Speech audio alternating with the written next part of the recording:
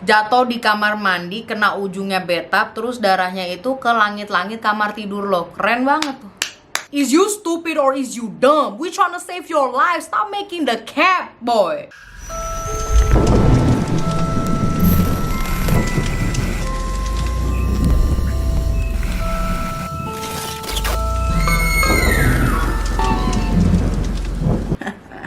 Gue pakai efek laptop dong.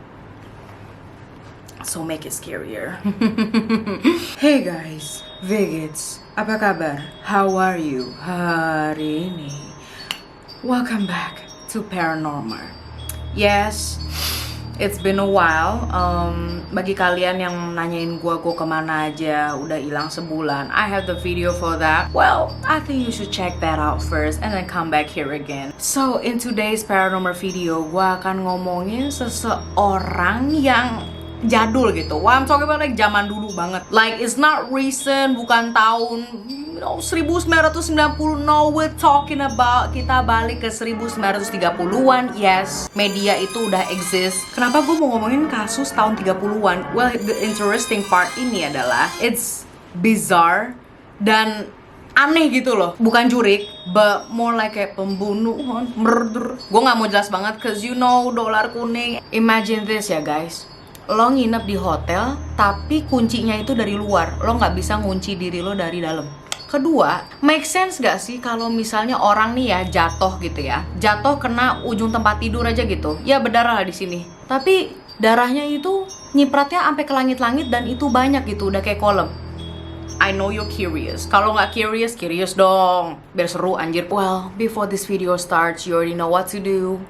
Click that like and subscribe button first for your girl. Like and subscribe.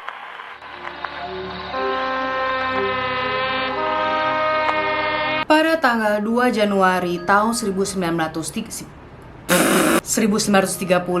seorang pemuda dengan nama Roland T. Owen ini dia check-in di sebuah hotel yang di daerah Kansas gitu ya. It's Kansas area. Nama hotelnya adalah President Hotel. The last time I check, President Hotel itu masih ada di Kansas, and maybe gue mau uji nyali di sana. Baholo. Deskripsi dari employee hotel Roland T. Owen ini, atau kita sebut Owen aja lah ya. Gue malas banget ngomongin sepanjang Roland T. Owen. Roland T. Owen. Let's just call him Owen. Si Owen ini itu kira-kira umurnya 20 atau 35 tahunan. Buset, age gap-nya jauh juga ya. Ya dia antara lu anak muda baru dewasa atau emang lu udah dewasa gitu loh. Muka-muka tua gitu anjir, tapi masih muda. Kebayang gak sih? Nah, rambutnya itu warna coklat dan dia itu punya luka yang jelas banget gitu loh di keningnya, dan dia punya kuping yang cauliflower. Cauliflower tuh kuping yang begini, lu tau gak sih? Identik banget. Itu pasti motor CBR tuh. Owen ini merupakan pemuda yang berpakaian rapi gitu. Dia pakai coat, pakai surenta, businessman, alright. Datang tuh doi dengan rambut coklat, kuping kol, dan coat. On the way ke kamarnya udah pasti dia ditemani seorang bellboy. Bellboynya itu namanya adalah Randolph Prost. Randolph ini nganterin Owen ke kamarnya. Di sini pak, kamar anda 1046. Alright. Nah, ketika si Randolph lagi ngajak ngobrol gitu, oh iya pak, pertama kali di Kansas, dia merhatiin kok nih doi nggak bawa tas gitu loh. At least a briefcase, you know, like if you was a businessman, harusnya dia bawa briefcase atau enggak pakai tas kampus gitu, tas laptop gitu kan ya. Dia itu cuma pakai pakaian suit, a coat, dan bawa 3 barang di kantongnya gitu, di kantong celana kainnya. Dan dia bawa itu adalah odol, sikat gigi, sama sisir. That's suspicious, alright. But Randolph was like, it's not my damn business, so I'ma just let it go. Like, I don't care what you bring, but you suspicious. You know what I'm saying? Long story short, pasti setiap hotel itu mempunyai housekeeper atau maid lah ya.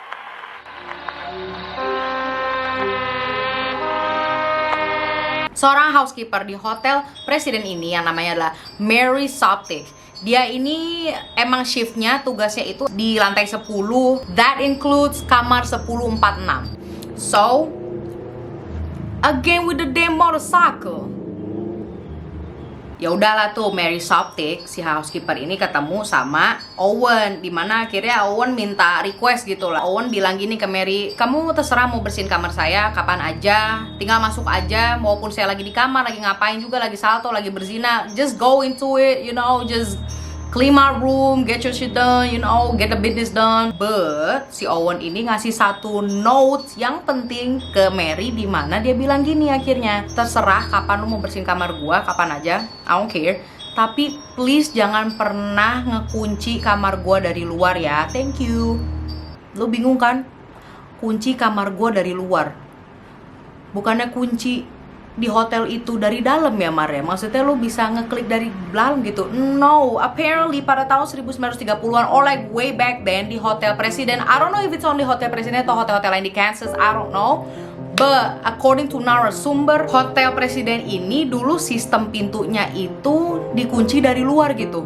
Aneh kan ya? Jadi kalau misalnya lo nginep di sana, lo pengen feel safe dan you know, biar orang nggak masuk-masuk, jadi lu mesti telepon bellboy gitu atau front office untuk ngekunci kamar lu dari luar.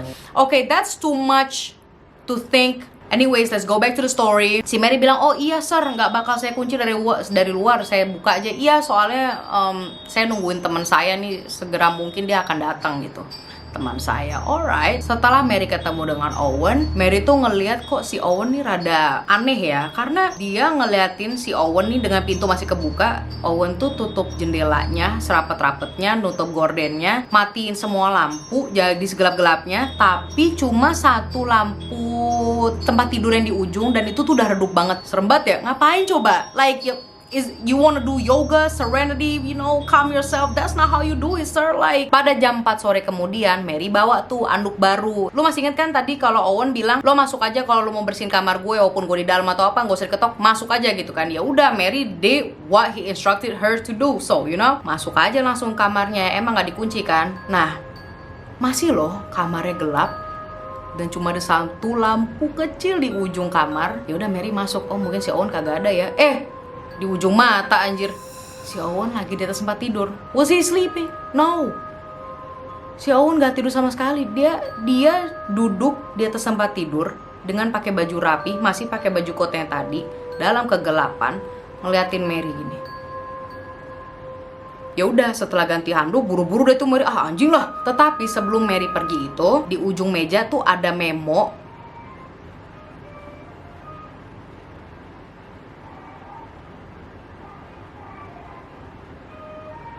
Video gue autentik banget kan ya. Setiap video kalau nggak ada tukang somai, tukang sari roti, atau enggak motor, pesawat, dia menemukan sebuah note kecil, memo kecil gitu, dengan tulisan, Don, gua bakal balik dalam 15 menit. Don? Who the hell is Don?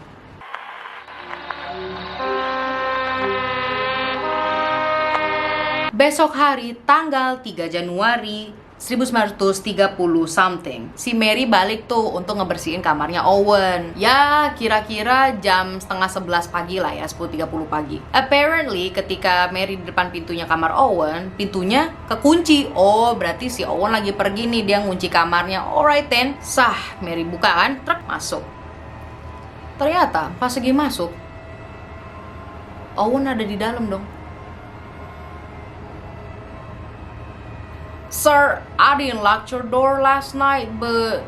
Enggak sih, Mary nggak ngomong gitu. But that's what I wanted to ask him if I was married, cause I've been nosy as fuck, not gonna lie. Sembari lagi sapu-sapu, serak. Kamar masih gelap tuh, in the peripheral view, you know, like... Owen angkat telepon tuh, dia lagi ngomong sama seseorang. Nah, percakapannya kayak gini. Enggak, Don, aku nggak mau makan, aku baru sarapan. Dibilangin aku nggak mau makan.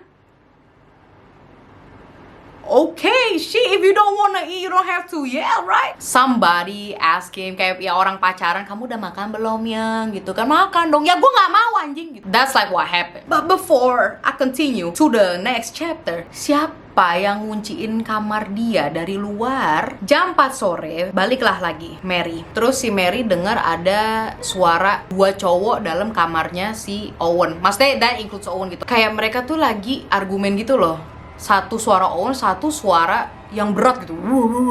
Nah, Mary ketok dulu kan, oh ada tamunya, yaudah deh, gue nggak bisa langsung masuk kayak biasanya, jadi gue ketok dulu. Housekeeping, Mary here. Terus yang suaranya berat nih, siapa sih anjing?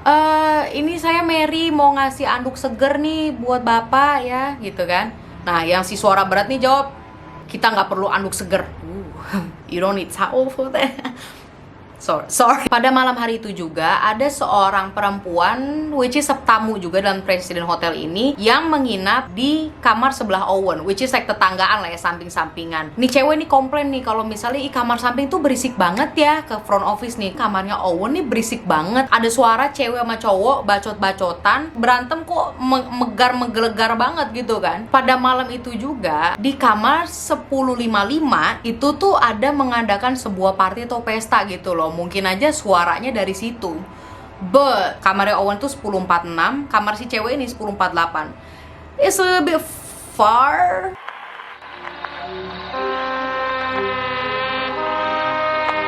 Let's move forward ke hari esoknya lagi, Januari tanggal 4 pada jam 7 pagi. Nah, ini nih jam 7 pagi nih si hotel operator tuh nyadar kok teleponnya kamar 1046, which is kamarnya Owen, kok nggak nyambung ya, kayak mati gitu loh, koneksinya hilang atau emang kabelnya kecabut.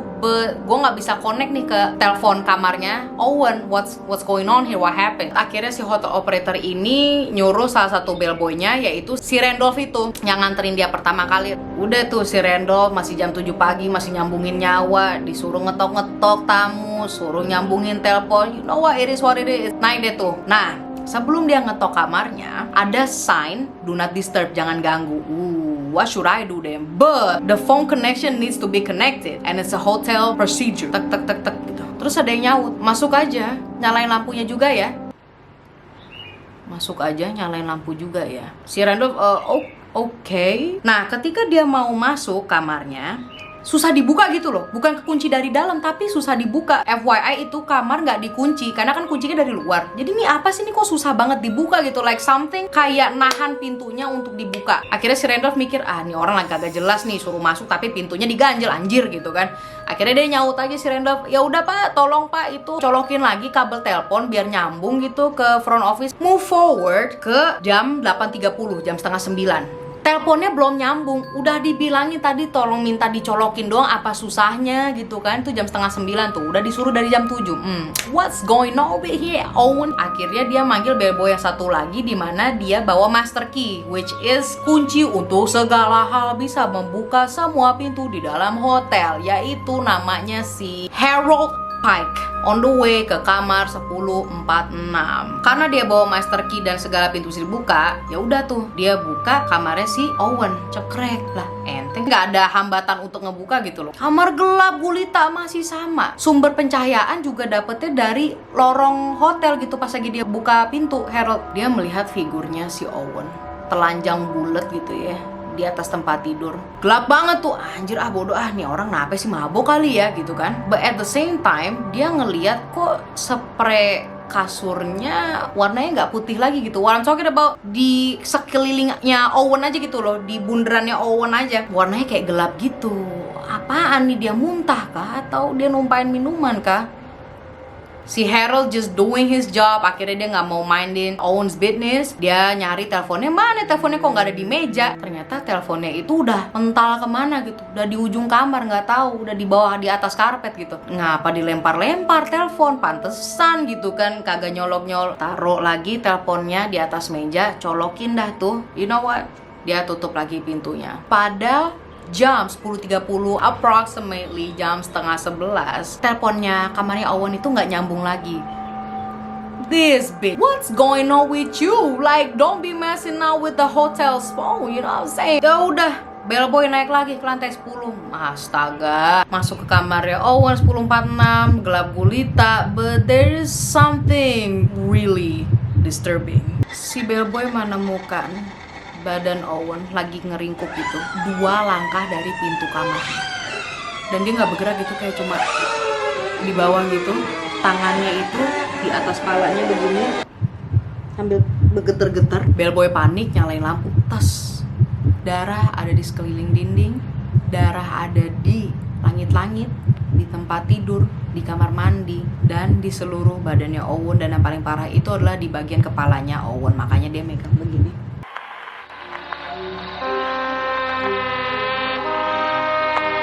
Itu kamarnya tadi putih jadi warna merah. Bellboy panik dong. Dia turun ke bawah, ngomong ke front office, ke semua departemen. Ketika diperhatikan lagi, ternyata di lehernya Owen, di pergelangan tangan dan kakinya Owen itu diikat seerat-eratnya. Jadi kayak dia tuh kayak abis disiksa dengan tali gitu loh. Akhirnya ambulans datang.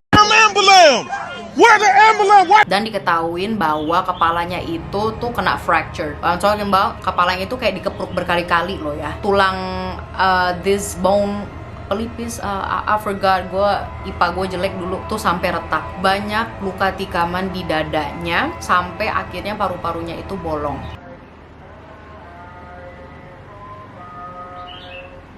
Sari roti udah, tukang somai udah. Sekarang pesawat mana?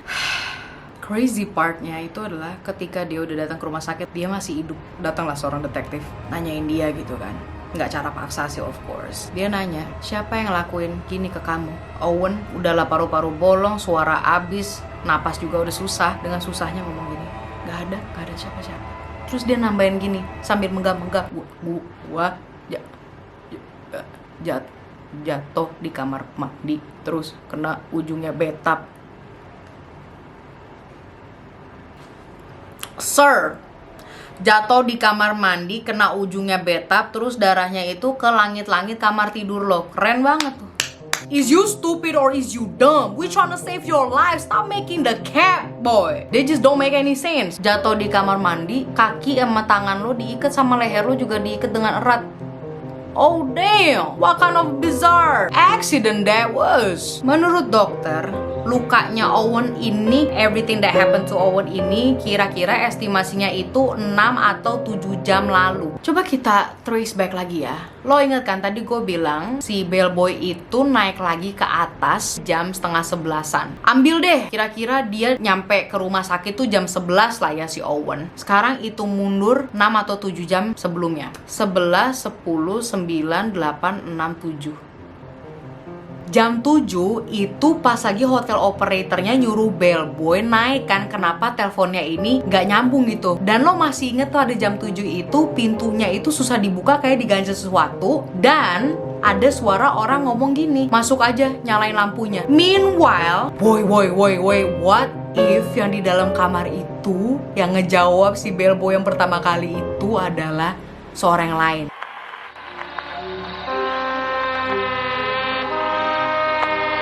Let's continue with the detective. Si detektif ini tidak menemukan senjata apapun di dalam kamar Owen, tetapi investigators menemukan ada 4 cap jari di teleponnya Owen, dan itu bukan punya Owen, tetapi seorang perempuan. Mereka nggak menemukan siapanya gitu yang punya fingerprint itu, tapi mereka cuma tahu kalau itu adalah fingerprintnya perempuan gitu loh. It's getting juicier, y'all. Akhirnya pada tanggal 5 Januari tengah malam, Owen menghembuskan nafas terakhirnya.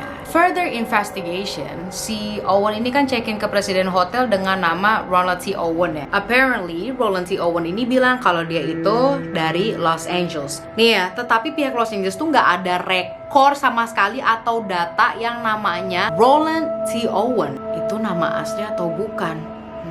Nah, sebelum mayatnya itu dikubur lah ya, mayatnya ini ditaruh di funeral home gitu, Melody McGilly Funeral Home. Nah, sembari mayatnya ditaruh di situ, kepolisian di Kansas tuh juga sebar info gitu loh, ada yang kenal dia nggak? Ronald T. Owen, Ronald lagi Roland. Apparently hasilnya itu adalah 0. Ya udah deh, Owen akhirnya dimakamin di kuburan Potter's Field. Nah, sebelum dia ditransfer ke kuburan Pottersfield ini, rumah McGilly tadi tuh yang funeral home itu tiba-tiba dapat telepon anonymous. Caller ini ngomong begini, saya akan menanggung biaya pemakaman Owen. Terus ditutup lagi.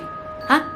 That's it? Like, who is you? Bener dong, pada tanggal 23 Maret, uang datang bersama bunga-bunga dan surat kecil. Nah, di surat kecil itu ada tulisannya guys, tulisannya gini, Love Forever, strip Louis. Who the hell is this new character? Damn! It just don't make any sense. Everybody say they don't know him, terus tiba-tiba malah dikasihin uang and a flowers, and who the hell is Louis?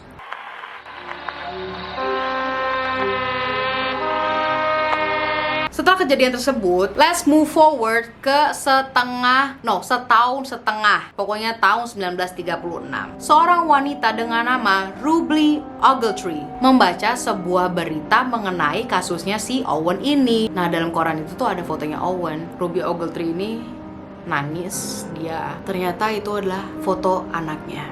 Ruby Ogletree ini adalah seorang ibu dari Owen. Roland T. Owen itu adalah nama palsu. Jadi nama aslinya adalah Artemis Ogletree. Dan deskripsi dari orang-orang hotel itu kan dia bilang katanya dia sekitar umur 20 atau 30 tahunan. Ternyata Artemis atau Owen ini masih berumur 17 tahun. He's still a damn child. So, Owen ini atau Artemis meninggalkan Birmingham tahun 34-an lah ya, atau 33. Ntar gue taruh di sini. Semenjak dia pergi, the only thing that they can do sebagai ibu dan anak tuh ya cuma ngirim-ngirim surat gitu loh. And then, Ruby dapat 3 surat dari Owen pada tahun 1935, musim semi. Ini surat baru di tangannya si Ruby ini setelah Owen sudah meninggal. Kenapa baru kekirim sekarang? Kenapa baru keterima sekarang? I don't know who wrote it. Damn, this is conspiracy at its finest. Ketika Ruby membaca 3 surat tersebut, dia tuh became suspicious. Maksudnya jadi kayak, ini kok aneh ya? Karena biasanya si Owen atau Artemis ini, kita panggil Owen aja lah ya, kalau ngirim surat tuh bener-bener tulis tangan, gak pernah pakai typography. Dalam suratnya itu tuh bukan seperti kayak Owen, banyak slangnya gitu. Jadi pas dibuka like, hey, what's good mama, like how is you doing, I miss you though. Further investigation, ternyata diketahui pada saat Owen check-in ke hotel presiden, ternyata dia juga check-in ke hotel lain, tapi dengan nama Artemis Ogletree bersama satu laki-laki. Yes, jadi dia itu check-in ke hotel presiden dan ke hotel St. Regis di Kansas. Sekarang kita akan ngomongin teori-teori pembunuhan Owen di dalam kamar 1046 ini. Let's just go.